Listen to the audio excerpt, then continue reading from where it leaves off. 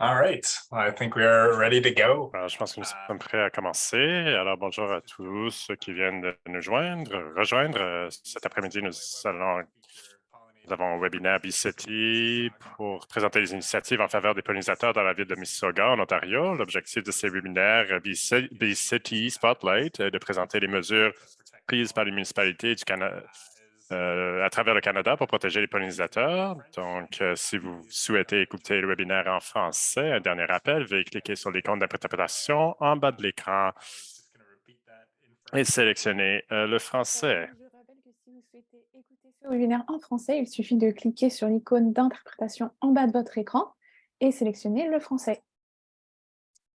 Perfect. Thank you, Adele. Parfait, merci Adèle.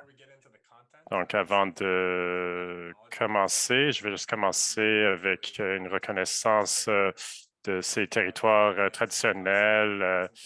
Donc, on reconnaît que les terres qui constituent l'actuelle ville de Mississauga font partie du territoire traditionnel des Mississauga, de la Première Nation du Crédit, de la Confédération de Nosone, des Huron-Wendat et des Wyandot. Donc, nous reconnaissons ces peuples et leurs ancêtres comme des peuples qui ont habité ces terres depuis les temps immémoriaux.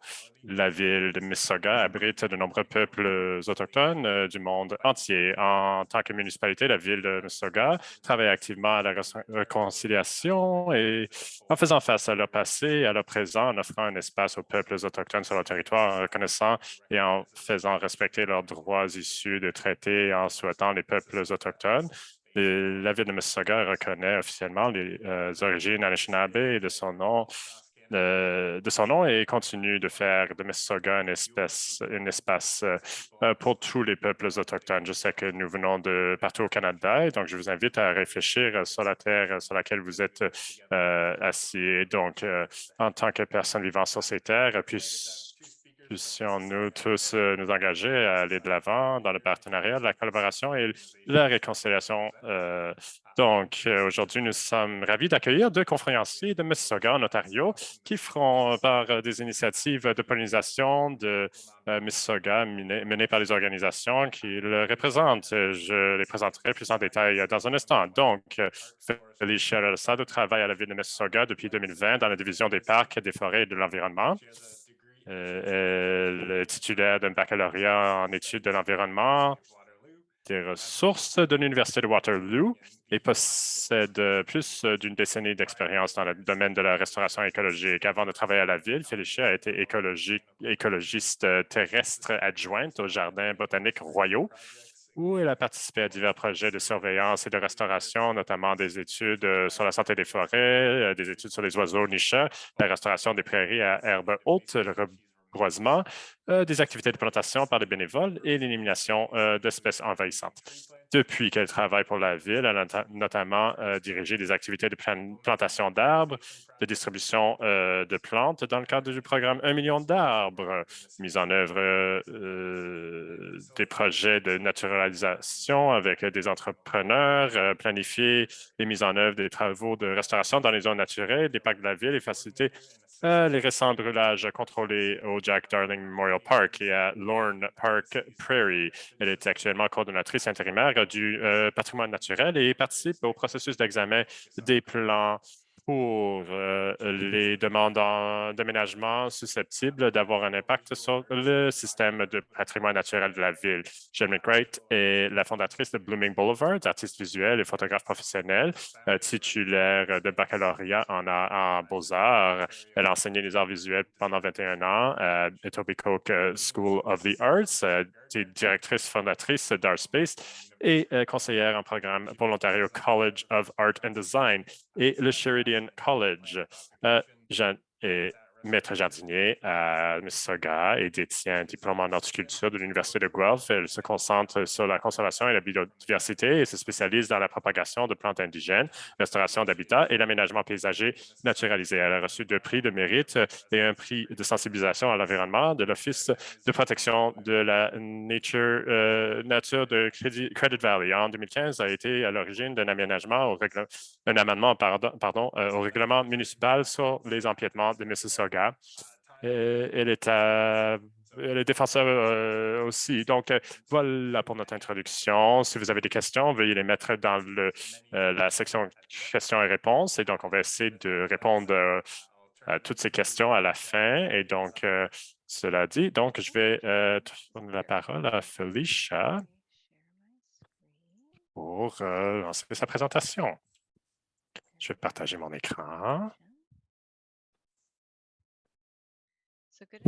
Voilà, bonjour tout le monde. Et comme Jordan a mentionné, je suis Felicia et je travaille pour les parcs, la foresterie et l'environnement, la division pour la ville de Mississauga. Et aujourd'hui, je vais faire un survol des stratégies de la ville en rapport avec les pollinisateurs et je vais regarder aussi les projets de pollinisateurs que nous avons en cours aussi. Donc, je vais y passer brièvement ces stratégies, les politiques publiques et je pense que Jordan va mettre des liens à ces documents dans le chat aussi pour les gens qui veulent les consulter, mais ils sont disponibles sur le site web de la ville de Mississauga, y compris d'autres stratégies et plans, et donc veuillez les consulter. Dans le plan officiel de Mississauga, il y a une section qui s'appelle le chapitre 6, qui a rapport avec le patrimoine naturel, et c'est là qu'on dit que Mississauga va augmenter et essayer de restaurer les systèmes naturels. Et en bas de cela, il y a donc la stratégie de protection des différentes zones naturelles et d'augmenter aussi la cime naturelle des arbres dans la ville. Une des nouvelles stratégies est en fait la stratégie pour prioriser des sites et des zones pour des espèces envahissantes. Et donc, comme la plupart d'entre nous savent, bon, il y a des difficultés avec certaines plantes. Donc, comment on aborde les pollinisateurs dans la ville? Bon, il y a différentes divisions dans la ville et donc, il y a différents projets en lien avec les pollinisateurs. Et donc, un exemple, transport et les travaux publics. Donc, ils octroient des permis de jardin, boulevard. Et donc, de cette façon, en tout cas, on a eu notre désignation de B-City, donc de ville d'abeilles en 2019. Et donc, l'importance de ces types de projets est que nous essayons d'augmenter, d'améliorer et de protéger les écosystèmes pour les pollinisateurs, par exemple les prairies comme Jack Darling. Et donc, on essaie aussi de créer et d'améliorer l'habitat pour les pollinisateurs. Donc, on a le programme de 1 million d'arbres, par exemple, et on essaie de créer aussi des nouveaux occasions pour intégrer les pollinisateurs également. Donc, pour commencer avec ce projet-ci, on a un parc Jack Darling Memorial Park. Et donc, ça, c'est une prairie. Et donc, en 96, il y a plusieurs espèces qui ont été trouvées. Et ça a du sens parce qu'ils sur les rives du lac Ontario. Et donc, les sols sont assez sablonneux. Et donc, habituellement, à l'origine, c'est une zone qui est une prairie naturelle. Et donc, c'est un bon emplacement pour un projet de restauration. Et donc, en 2011, en 2012, on a fait le premier brûlage et donc la plantation et on a fait quelques autres brûlages et plantations subséquentes. Donc, en 2014 et 2017. En 2017, on a commencé à surveiller la végétation et depuis lors, nous avons continué à surveiller la végétation sur le site et donc, c'est une prairie d'herbes longues, mais il a la possibilité avec la restauration de l'augmenter en fait de 1 hectare à 1,4 hectares. Donc, en 2021, on a fait un brûlage contrôlé par la ville et bref, S'il y a des gens dans le public ici aujourd'hui qui veulent le planifier, un brûlage, il faut commencer l'année d'avant et en fait le plus tôt possible. Et donc, il faut s'assurer d'avoir un entrepreneur pour faire ce type de travail parce qu'il y en a très peu, surtout dans les municipalités du sud de l'Ontario. Et donc, de s'assurer que, bon, ils sont capables de céduler votre municipalité. Et donc, si vous voulez avoir vos membres de votre conseil, vous voulez avoir leur approbation, il faut aussi informer les services d'incendie. Et donc, il y a plusieurs autres il faut informer tout le monde qui peut être impacté. Par exemple, bon, la ville, foresterie, etc., le département de foresterie. Et donc, ils envoient un plan à la personne qui est responsable de faire la révision et d'approuver le brûlage. Et ensuite, la communication commence. Et c'est vraiment une clé de ce processus. Et ça peut prendre des mois. Et donc, il faut apprendre et entendre tout le monde, des résidents. Il y a des gens qui arrivent de loin quand même. Et donc, il faut s'assurer d'avoir des enseignes et donc envoyer, avoir des listes de courriels et donc s'assurer de toutes sortes de communications. Et donc, après la fonte au printemps, c'est à ce moment-là qu'on va surveiller pour s'assurer que les conditions sont sécuritaires pour le brûlage et s'assurer aussi d'avoir le bon permis pour procéder au brûlage. Voici quelques photos du brûlage de 2021 et la raison pourquoi nous avons utilisé un processus contrôlé est en fait, c'est quelque chose qui est naturel dans les prairies d'herbes longues. Et donc, vous voyez ici dans cette photo que le feu enlève l'accumulation de végétation et ça enlève aussi les petits arbustes et les plants non indigènes aussi. Et donc, une fois brûlés, il y a la possibilité pour les semences, les graines de ces espèces natives, indigènes, de s'ensemencer. Donc, ça crée des conditions idéales pour la germination. Et donc, après le brûlage en 2021, nous avons commencé à surveiller avec des photos juste pour voir le processus. Et donc, vous voyez la série de photos à droite ici. On a vu ici le changement de la diversité des plantes avec les mois. Et donc, nous avons continué à surveiller la végétation des prairies. Et donc, la photo en bas, la plus grande photo ici, vous voyez la ligne de brûlage. Ici, vous voyez à gauche que ce n'est pas brûlé. À droite, vous voyez différents types de plantes indigènes de longues. Donc, il y a aussi, donc à gauche, vous voyez qu'il y a des asclépiades et aussi différentes espèces d'herbes non indigènes, alors qu'à droite, on avait les herbes indigènes. Donc, voici une photo que j'ai prise et une vidéo. Et je l'ai prise parce que c'était incroyable pour moi à quel point le site était vivant. Il y avait toutes sortes d'espèces, donc des guêpes, des bourdons, d'autres sortes Donc, il y avait toutes sortes de choses. Les pollinisateurs et des fourmis aussi, etc. Malheureusement, on ne voit pas trop de détails dans la vidéo, mais j'espère que vous voyez un peu les insectes se déplacer. Donc, dans les zones où on n'a pas pu brûler, on a fait de l'expérimentation l'année dernière et cette année à utiliser des bâches pour essayer de brûler les herbes. Et donc, on a installé 2 bâches l'année dernière et on les a enlevées quelques mois après. Et donc, tout était mort en dessous. Et ensuite, on a mis des semis d'herbes qu'on voulait installer. Donc, on va continuer à faire surveiller le site. Et cette année, on a mis des bâches déjà. Et Donc, on veut aussi installer les semis, les planter, repiquer les semis en juin. Donc, pour le deuxième projet que je $1 million vais program.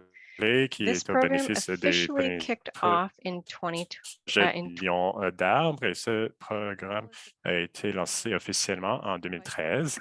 Et l'objectif est de planter 1 million d'arbres d'ici 2032. Cette année, c'est le 10e anniversaire du programme, et ce printemps, on avait déjà atteint 500 000 arbres plantés.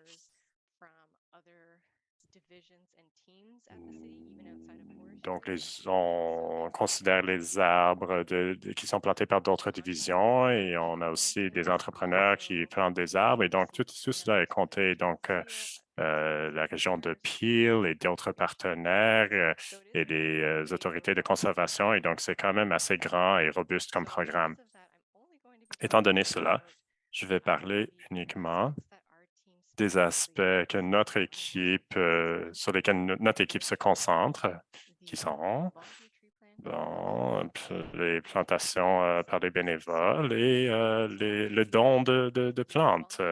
Avec ces événements l'année dernière, on a pu planter 17 000 arbres et arbustes indigènes à travers la ville de Mississauga. Et nous avons travaillé avec 4 500 bénévoles, ce qui est assez incroyable. Et toutes ces plantations, tous ces projets sont sur des terrains qui appartiennent à la ville. Donc, pour ces événements de plantation d'arbres, il y a 3 sortes. Donc, il y en a des événements publics, par exemple, ceux qui ont eu lieu le jour de la Terre, et il y a des groupes corporatifs et donc aussi des groupes communautaires. Donc, pour les dons d'arbres, on a donné plusieurs arbres pour les personnes pour planter sur leur propriété. Donc, on a eu un don pendant la semaine des pollinisateurs en juin. Et donc, en tout, on a donné 500 plants. Donc, tous les gens qui sont admissibles, bon, si on a un balcon ou un petit jardin maraîcher, c'est une belle occasion pour les résidents de s'impliquer et à aider les pollinisateurs dans la ville, et ça aide aussi à long terme des voies pour des pollinisateurs pour traverser la ville. Donc, pour tous ceux qui nous ont aidés avec ces événements, merci, on vous remercie du fond de notre cœur. On ne pourrait pas faire ce projet sans vous. Donc, comment sélectionner les sites de plantation? Bon, on regarde pour voir s'il y a des synergies avec des stratégies et des plans existants.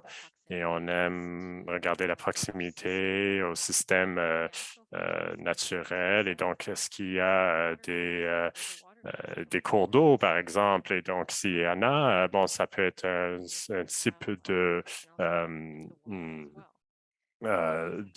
zone tampon pour isoler le site. Et donc, si c'est dans un parc de la ville, est-ce qu'on peut l'augmenter? Est-ce qu'on peut l'agrandir pour pouvoir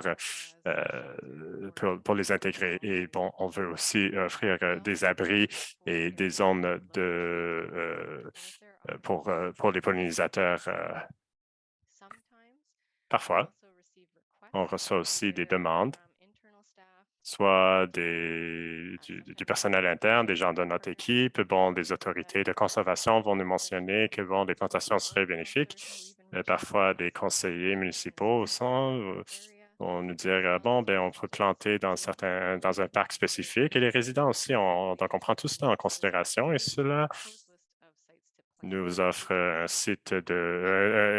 inventaire de sites proposés, et on fait la collecte pendant toute l'année, et pendant l'hiver, nous envoyons la liste de sites aux différentes divisions internes pour une révision interne. Ensuite, une fois qu'on a la rétroaction de ces équipes et de ces divisions, nous créons la liste des zones que nous allons viser pour les plantations dans l'année et les 2 années à suivre. Et donc, en termes de sélection des plantes, nous essayons de visiter les sites pour voir quelles arbres et arbustes indigènes vont bien et on va baser notre sélection là-dessus. Si on part de zéro et bon, on fait une conversion totale, à ce moment-là, on va essayer de trouver des données historiques de conversion, voir qu'est-ce qui existait avant la coupe.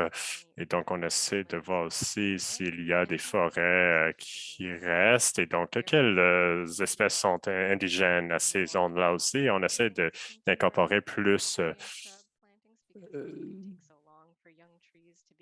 de jeunes arbres aussi, d'arbres matures aussi pour s'assurer que, bon, on peut établir une belle forêt parce que ça prend quand même longtemps. On a notre document sur les plantes qui viennent, qu'on approvisionne localement. Si c'est une zone très sec, on essaie d'aller vers des espèces très indigènes, par exemple des chênes rouges qui sont habitués à cet environnement. Donc, quand on fait des plantations au printemps, on va arroser pendant l'été, surtout l'année dernière avec les canicules et la sécheresse.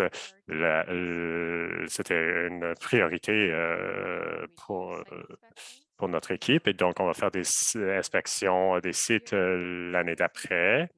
Et on essaie de voir quel type d'entretien est requis. Parfois, c'est plus d'arrosage. Parfois, il faut couper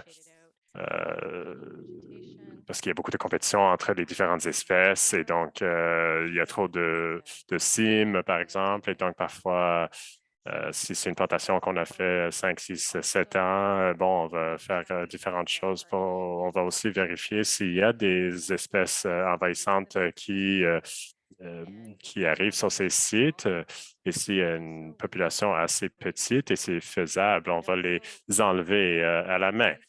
Donc, on va chercher aussi une espèce en particulier, vineweed, donc une vigne envahissante.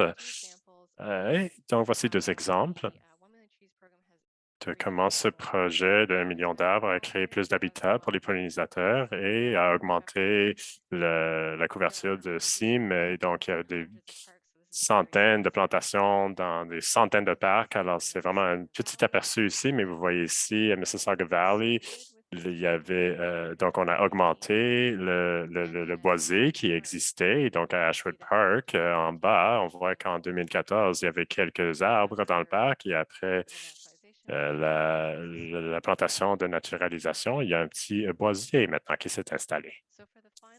Pour le dernier projet ici que je vais discuter aujourd'hui, c'est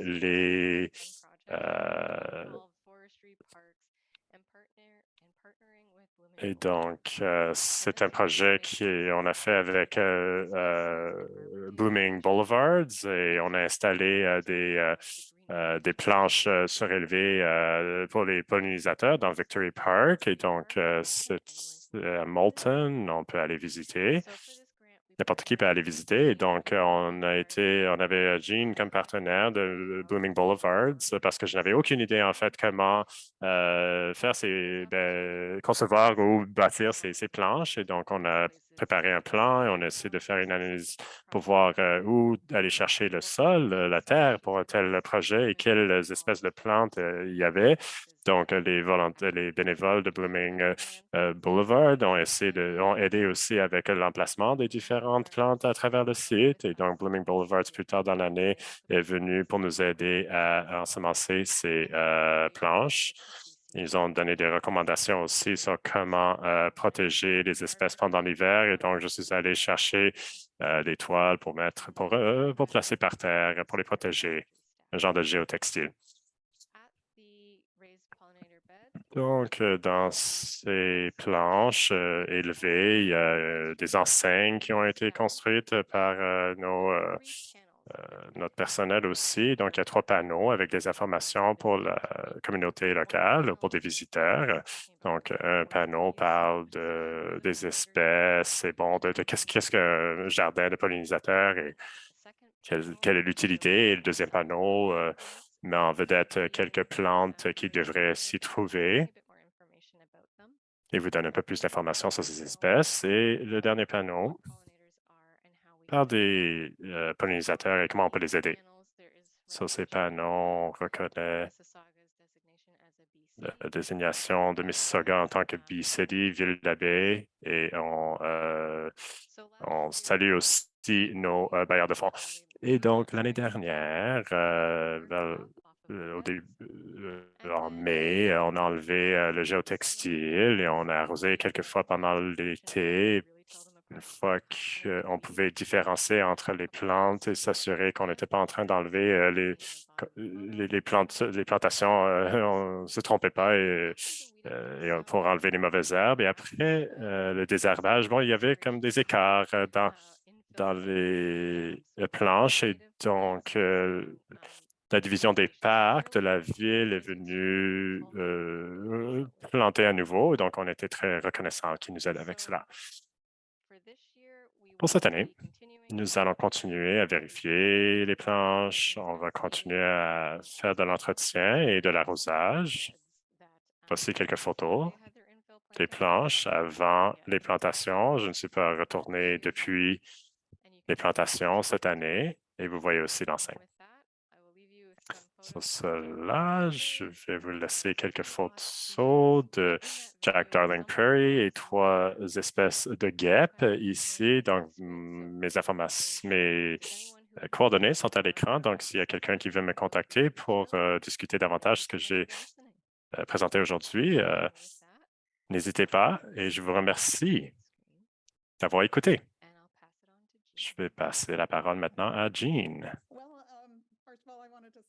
Tout d'abord, merci Félicia. C'était très intéressant, surtout le brûlage contrôlé. J'aimerais apprendre davantage là-dessus. Merci Jordan et merci à BCD Canada pour tout ce que vous faites. Vous êtes incroyable. Je suis très enthousiaste et je suis très content d'être là aujourd'hui. Donc, je vais partager mon écran.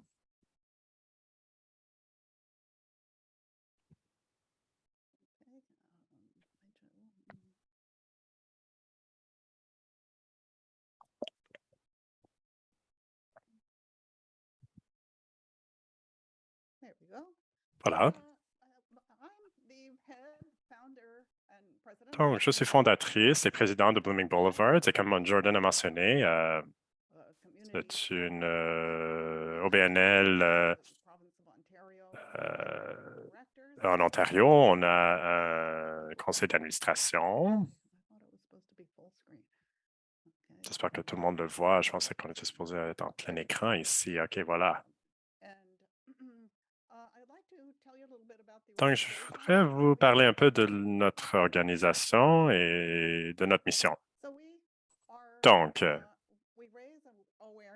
nous faisons de la sensibilisation sur le besoin d'aider les pollinisateurs, les espèces de pollinisateurs. Et donc, on a arrêté d'appeler nos jardins des jardins de pollinisateurs. On les appelle au lieu de cela des jardins d'habitat pour les pollinisateurs parce qu'on veut que les gens soient conscients des connexions entre toutes les espèces dans ces écosystèmes et donc tout ce dont les pollinisateurs ont besoin pour survivre. Donc, on essaie d'enseigner les gens pour qu'ils sachent comment cultiver ces plantes. Et donc, on va chercher des semences bientôt, etc. Et donc, on est très occupé avec ce travail. Donc, on aime beaucoup les connexions. On aime faire des connexions dans les différents quartiers et connecter les gens avec la nature aussi. Donc, voilà une diapo du centre-ville de Mississauga en 1973 et vous voyez ici que c'est entouré d'agriculture et de boisés. Et donc, il y a beaucoup de verdure. Et bon, on a enlevé les forêts, mais il y a encore des places où c'est possible pour la nature sauvage de vivre. Et on voit ici en 2023 l'urbanisation intensive. Et le résultat, on a une grande perte d'habitat Et donc, c'est très fragmenté, c'est-à-dire qu'il y a plus d'espace entre ces petits parcs dans les quartiers.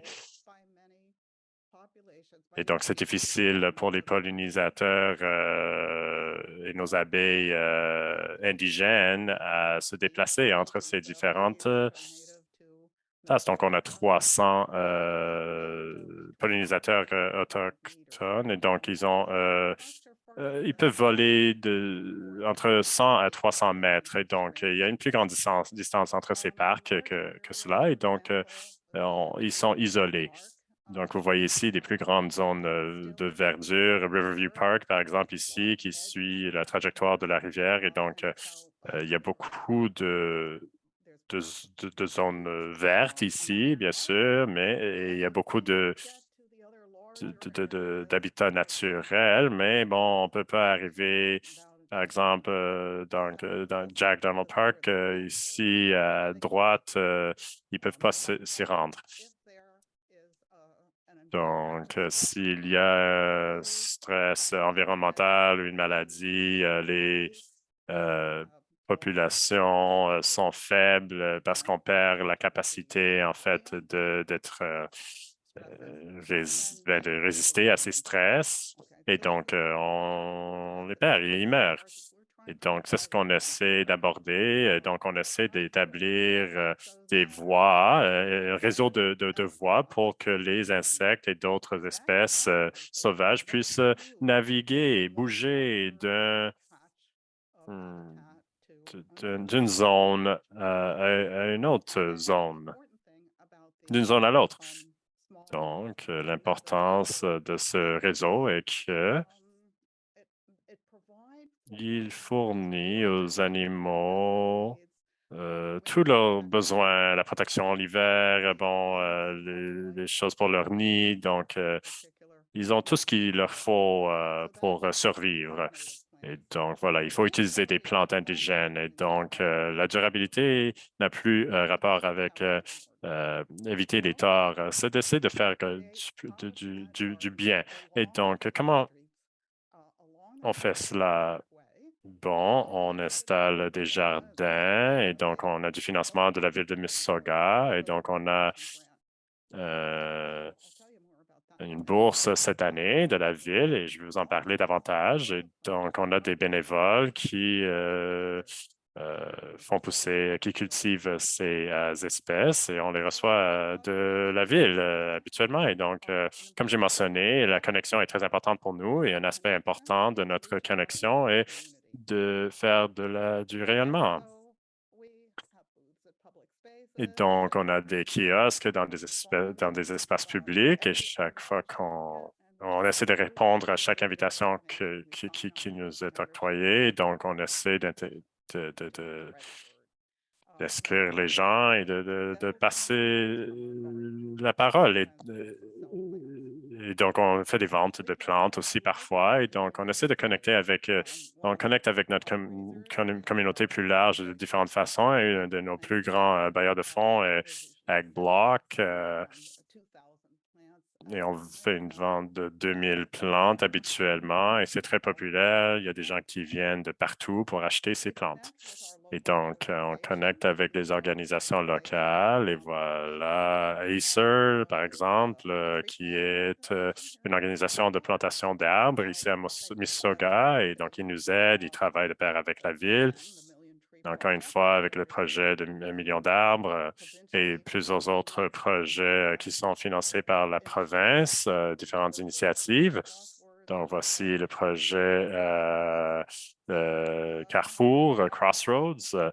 Et donc, dans cette photo, vous voyez que bon, Acer plante les arbres et nous fournissons les différentes arbres et arbustes.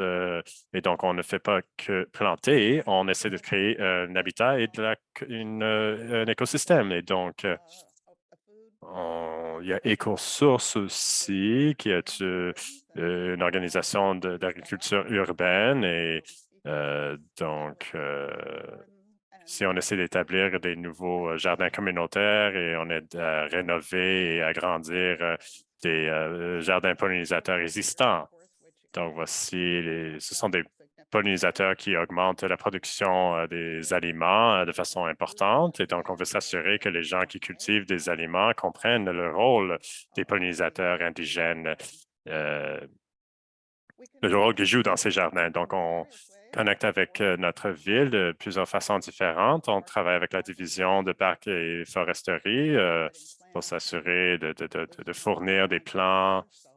Et donc, Félicia a parlé du don de plantes. Donc, cette fin de semaine, en fait, on va offrir 450 plantes indigènes. Et donc, on a un événement vous voyez le foire ici, la foire des plantes sur les plantes envahissantes, des espèces envahissantes.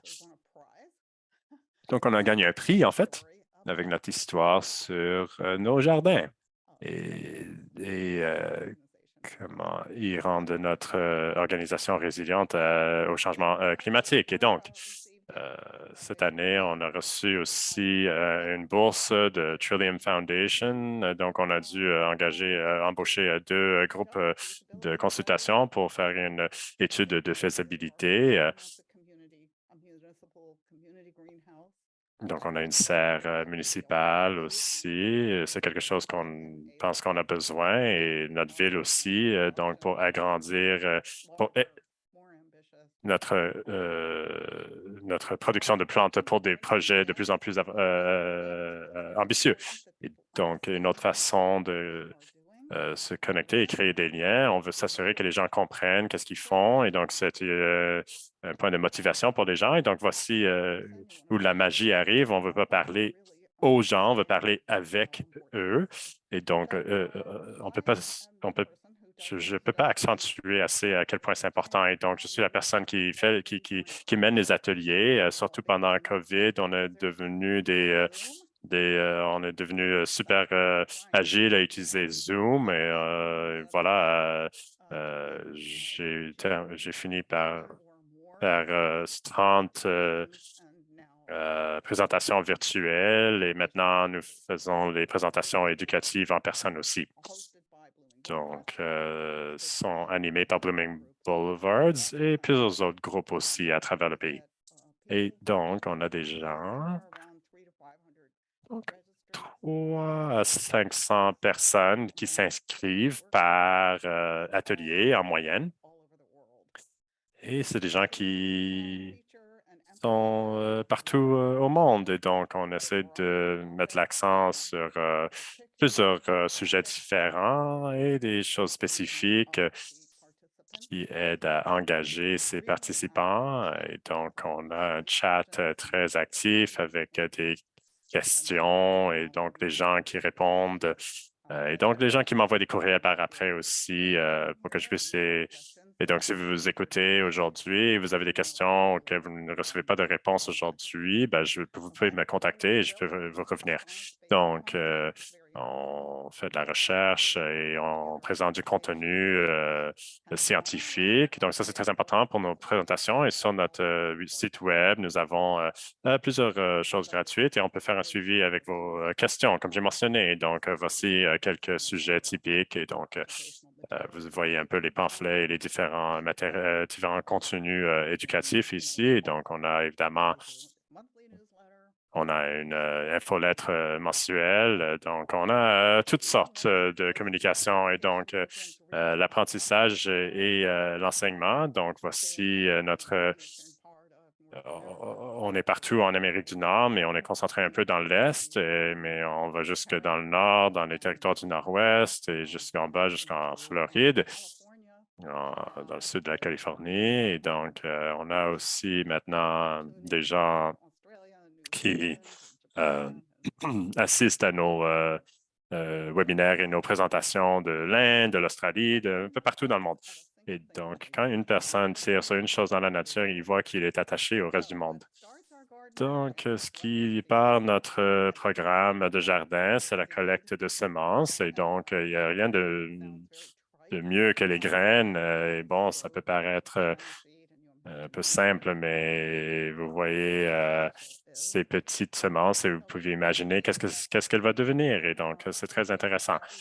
Alors, on essaie de ne pas prendre trop de graines d'une zone en particulier. Et donc, on demande la permission des propriétaires. On s'assure d'avoir une grande population de ces plantes indigènes. Et donc, on va choisir nos semences au hasard après. Et donc, notre objectif est de préserver le génome adaptif, pour que ces plantes restent adaptées à ce site dans le sud du Mississauga. Et donc, on a un programme de bénévoles où on enseigne à nos bénévoles comment fonctionner. Donc, on les supervise. Donc, nous voici dans le parc avec une permission écrite de Parcs et Foresterie de la ville de Mississauga d'être sur ce site et de faire ce travail. Donc, vous voyez les petits sacs, les sachets de semences ici, de graines. Et donc, c'est assez pour cultiver 10 000 plantes ici. Donc, une fleur peut aller très loin. Donc, ils font la collecte des semences, ils les stratifient, bon, ils les mettent en sachet et ils les étiquettent. Et donc, il y a des gens qui me demandent, est-ce que toutes les semences viennent de ces zones locales? Et je dis non, souvent ils sont extirpés en fait des autres zones et donc on doit les acheter. Et donc, on essaie de trouver des sources, des gens qui approvisionnent leurs graines de lieux sauvages. Et donc, voici les bénévoles qui préparent les graines et donc on les vend, on vend les semis, bien sûr, et les bénévoles font la propagation. On a des équipes de semences, une équipe de plantation. Et donc, voici un petit coin de mon opération ici, et donc mon exploitation. Et donc, je fais pousser 3500 plantes. Donc, de 2019 à 2023, on a commencé en 2019. Donc, ça va faire 4 ans qu'on existe le 1er mai. Donc, dans ces 4 ans, on a cultivé 30 000 semis de fleurs et d'herbes. Et donc, c'est tout sur une base volontaire. Donc, c'est tout des bénévoles. Donc, des espèces indigènes du bassin versant de la rivière Credit et notre écorégion. Et donc, voici, on s'assure de vérifier avec Parcs et Foresterie si on peut les utiliser sur les terrains de la municipalité. Et donc, on s'assure d'utiliser seulement des plantes qui sont adaptés à notre environnement et on s'assure aussi qu'ils ont assez une grande quantité de pollen et de nectar et qu'ils vont pouvoir produire pendant toute la saison. Et donc, on veut s'assurer aussi de l'émergence et que, bon, le timing est bon pour l'écosystème. On veut s'assurer aussi que les plantes sont installées sur un site approprié pour s'assurer que ils ont assez d'eau, etc. Et donc, on a le programme de formation pour la propagation et tout cela s'est passé pendant le COVID. On ne pouvait pas parler avec les gens. Donc, on a fait toutes sortes de vidéos sur la propagation en utilisant des néons à l'intérieur et la propagation et la cultivation à l'extérieur. Donc, nos familles nous aident aussi. Voici ma grande fille qui avait 8 ans à cette époque-là, elle connaît toutes les plantes, elle peut les reconnaître sur les sites aussi bien qu'un adulte. Et donc, elle sait comment en prendre soin. Et donc, nos bénévoles aident avec la transplantation et le repiquage, l'étiquetage, etc. Et donc, après cela, le printemps, j'adore cette citation de Margaret Atwood. Au printemps, on devrait sentir la terre. Et donc, entre mai et juillet, chaque année, on fait le don de plantes et on offre des conseils, du soutien pour la création de nouvelles régions. Donc, on croit que la gestion de ces jardins a des bénéfices immédiats pour ces personnes qui en prennent soin. Donc, l'amour qu'ils y mettent, ils font tout, en fait, pour s'assurer que ces jardins aille bien.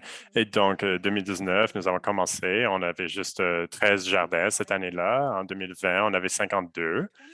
2021, on était rendu à 132 jardins et vous voyez sur la carte où elles sont situées à travers partout à Mississauga. Et donc, en 2022, on avait 208 et cette année, on a atteint 300 jardins.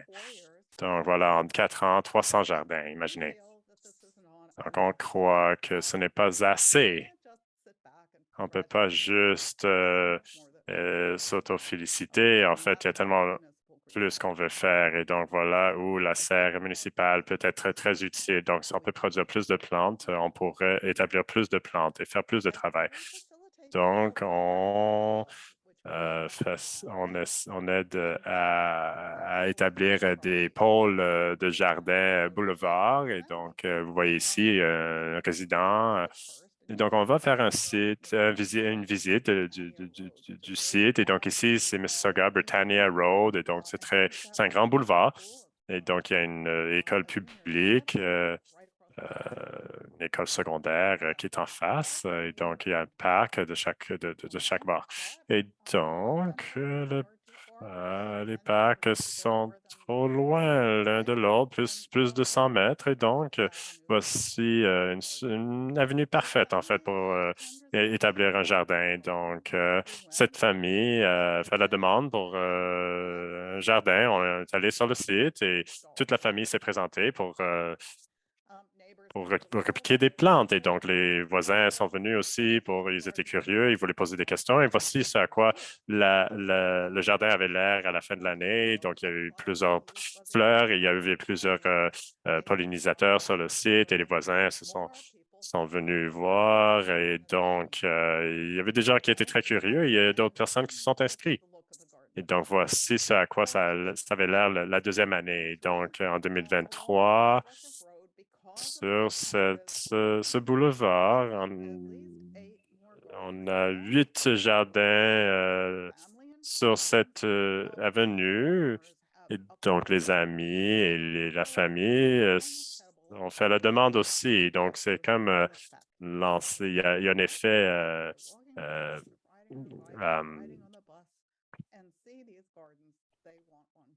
euh, donc, il y a un effet d'entraînement ici parce que, bon, quand les gens voient les jardins, ils sont enthousiastes et ils veulent s'impliquer. Et donc, c'est une question de connexion. Et donc, les jardins sont pour tout le monde et parfois, les gens qui veulent s'impliquer, ils joignent des forces. Donc, on peut les mettre dans des petits espaces. On n'a pas besoin d'être un grand site. Et donc, on laisse toujours une zone tampon. Donc, en fonction du règlement de la ville, on doit s'assurer que, bon, les plantes ne dépassent pas les trottoirs. Et donc, vous voyez ici David et ses jeunes enfants. Et donc,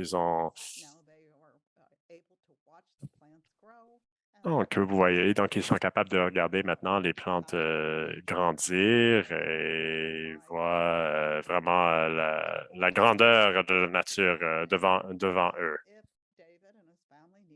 Donc, si David et sa famille ont besoin de conseils, et s'ils ont besoin davantage de plantes, ils peuvent venir nous voir. Et donc, les jardins sont conçus par des groupes tels que, bon, des églises, des écoles, etc. Et donc, ça, c'est un terrain non municipal.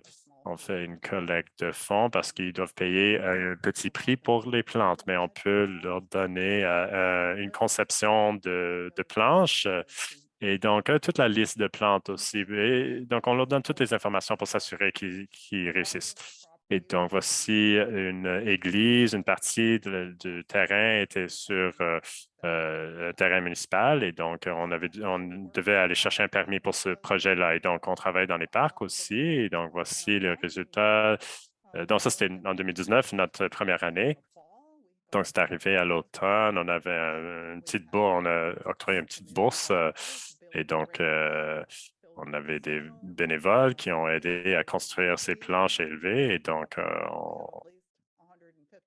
on a ensemencé. Donc, on avait 150 bénévoles qui ont travaillé sur ce projet. Donc, sur YouTube, il y a une belle vidéo qui montre toute la trajectoire de ce projet. Donc, voici en 2022 ce à quoi ça avait l'air l'automne dernier. Donc, c'est très, très beau. La communauté l'adore. Et nous venons de recevoir une autre bourse pour agrandir ce jardin. Nous allons le faire cet automne pour pouvoir faire appel à nos bénévoles encore à l'école. Donc, la reconnaissance et les prix. Donc, sans nos bénévoles, on pourrait pas faire notre travail. Donc, encore une fois, nous avons eu 10 000 en bourse pour les communautés environnementales. Et donc, avant cela, c'était 5 000. Et donc, on a une autre. Et donc, l'autre bourse dont je vous ai mentionné de Ontario Trillium Foundation équivaut à 49 000 Donc, voici un livre sur... donc, ici, mettent en vedette, en fait, quelques jardins de la ville de Mississauga. Et c'est un excellent livre. Et donc, les amis du prix de conservation crédit. Donc, ça a été octroyé à nous l'année dernière, Blooming Boulevards. Et donc, je vais vous montrer cette petite vidéo. Donc, dans mon parcours d'apprentissage sur les plantes indigènes, je ne comprenais pas la valeur, en fait, qu'ils pouvaient avoir pour l'environnement. Et je ne comprenais pas, en fait, quand on dit que soutenir les pollinisateurs, combien ça voulait dire exactement. Donc, on avait ces astéracées, en fait, étaient couvertes de pollinisateurs. Donc, je veux saluer Blooming Boulevards qui m'a lancé sur ce parcours et c'est un grand plaisir. Donc, oui, comme j'ai dit, la connexion est la chose la plus importante pour nous. Donc, entre et donc, on fait toutes sortes de choses pour connecter les communautés et à la nature. Et donc, voilà, je vais arrêter mon écran, de partager mon écran. Et donc, on va passer aux questions. Merci beaucoup à vous deux pour les excellentes présentations et tout l'excellent travail que vous faites pour soutenir les pollinisateurs. Et donc, ça m'emballe vraiment de voir ces présentations et d'apprendre davantage. Et donc, je vois qu'il nous reste 5 minutes pour quelques questions. Et donc, on a quelques excellentes questions. Donc, je vois ici une question qui doit être pour Jean avec les Boulevard Habitat. Comment est-ce que vous avez pu travailler avec les entrepreneurs qui font le déneigement et qui appliquent le sel sur les routes pour s'assurer que, bon, tout cela ne... Non, on n'a pas dû faire ça, en fait, mais en fait, la photo de Boulevard Gardens que je vous ai montrée, donc c'est mon jardin, et donc il y a le jardin aussi là-bas, et donc non, on n'a pas dû faire on n'a pas eu besoin de protection spécifique pour les piles de neige ou pour le sel, et donc on s'assure de sélectionner les bonnes plantes pour ces sites, et donc ils sont résistantes au sel et à la sécheresse. Donc, on peut trouver une liste de ces plantes sur notre site Web. Et donc, une autre question, est-ce que vous trouvez que les papillons ou d'autres pollinisateurs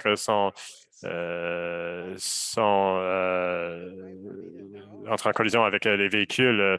Non, je ne me promène pas dans les rues à essayer de trouver des papillons morts, mais je dois dire que je sais que les abeilles, je ne sais pas pour les papillons, mais je sais que les abeilles sont vraiment les super-héros du monde des insectes, et donc ils sont capables de voir en fait le mouvement rapidement. Ils peuvent détecter rapidement quelque chose qui va leur heurter, et donc ils sont capables de changer d'agir en conséquence. Et donc voilà, je ne sais pas pour les autres insectes, mais c'est ce que j'ai à dire pour les abeilles. Donc, quand cette question est soulevée, je pense à tous les co-bénéfices, en fait, de ces habitats qui sont proches des voies Et donc, une autre question que j'ai, moi aussi, Jean, 300 à 500 participants pour ces ateliers virtuels. Quelqu'un veut clarifier cela et demander qu'est-ce que vous devez faire du côté du marketing pour avoir tant de participants. On fait de la publicité un peu partout, donc notre site web.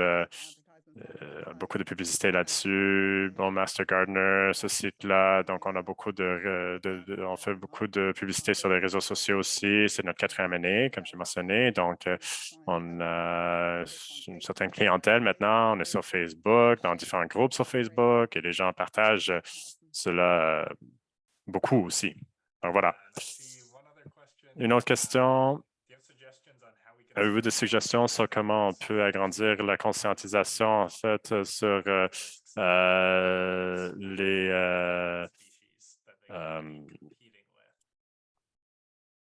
sur les apiculteurs et donc la compétition que cela peut encourir, en fait, avec les autres pollinisateurs indigènes. Donc, oui, c'est comme changer les esprits dans n'importe quoi. Donc, on a besoin, à mon avis,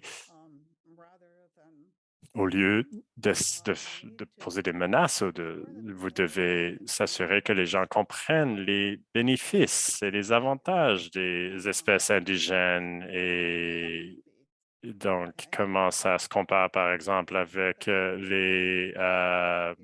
les apiculteurs. Et donc, qu'est-ce qui va arriver si ces abeilles disparaissent, ces abeilles indigènes disparaissent? Et donc, c'est vraiment une question de sensibilisation et d'augmenter la compréhension de comment fonctionnent ces pollinisateurs. Donc, voilà, c'est vraiment une question d'éducation. Je veux juste poser une dernière question. Félicia a déjà répondu à plusieurs questions dans la question et réponse, mais juste au cas où que quelqu'un n'a pas vu sa réponse écrite. Donc, quand quelqu'un a demandé combien de plantes se sont perdues dans la première année de ces jardins ou au printemps suivant, oui, ce que j'ai dit, en fait, ça dépend du site. Certains sites sont plus comme Mars que d'autres, dans le sens qu'ils ne sont pas propices pour les plantes. Donc, quand on fait des plantations à l'automne, on a plus de succès souvent. Et donc, environ 70 à 90 le taux de survie des plantes. Et donc, ça dépend un peu, mais en moyenne, ça peut être plus élevé que cela, en fait. Et donc, je vois qu'il est 13h30. Donc, je vais poser une dernière question. Jean, je pense que c'est pour Jean, cette question-là. Combien de désherbages est-ce que les jardins boulevards ont besoin? Est-ce que les gardiens de ces... est-ce que les gardiens sont capables de tenir le cap? Donc, oui, le désherbage, ce n'est pas si difficile s'ils préparent bien le site avant la plantation. Et donc, ça veut dire qu'enlever toute la végétation, y compris toutes les racines, bien sûr. Et donc, si on commence avec une zone soi-disant propre, ça aide beaucoup. Et donc, pendant les 2 premières années, on met des paillis.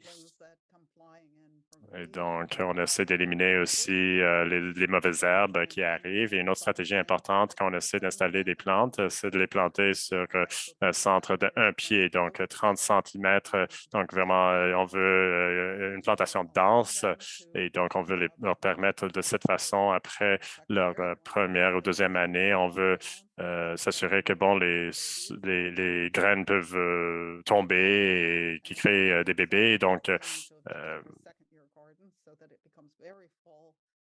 et comme on a vu dans la photo de Jajendra et son jardin, ça devient de plus en plus rempli avec le temps. Et donc, un enjeu important avec nos jardins boulevards qui sont souvent des plantes qui n'ont pas besoin de beaucoup de nutriments, c'est de ne pas utiliser trop d'engrais. On ne veut pas ajouter trop d'engrais parce qu'en fait, ça peut encourager les mauvaises herbes. Et donc, ce sont des plantes qui sont vraiment adaptées qu'on vous donne. Et donc,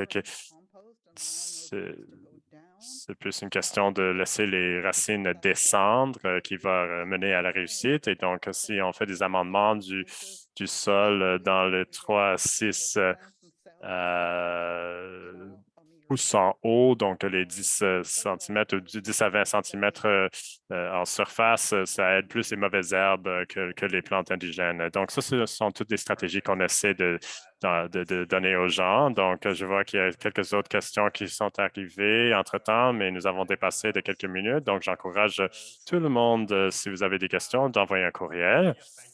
Donc, merci encore beaucoup à vous deux pour présenter aujourd'hui, pour l'important travail que vous faites, Mississauga et Jean. Apparemment que c'est partout au monde. Il y a même des gens qui se joignent de la Nouvelle-Zélande. Donc, merci beaucoup à tout le monde qui s'intonisait aujourd'hui. Donc, on a enregistré cela en anglais et en français aussi. Donc, on va les mettre sur le site, la page YouTube de BCD Canada et donc on va suivre avec un courriel avec un lien vers l'enregistrement. Donc, encore une fois, merci de vous joindre à nous. Donc, on va terminer le webinaire et restez à l'affût pour d'autres webinaires à l'avenir. Et donc, merci beaucoup, Jordan. Take care, everyone. Merci. Prenez soin de vous. Au revoir.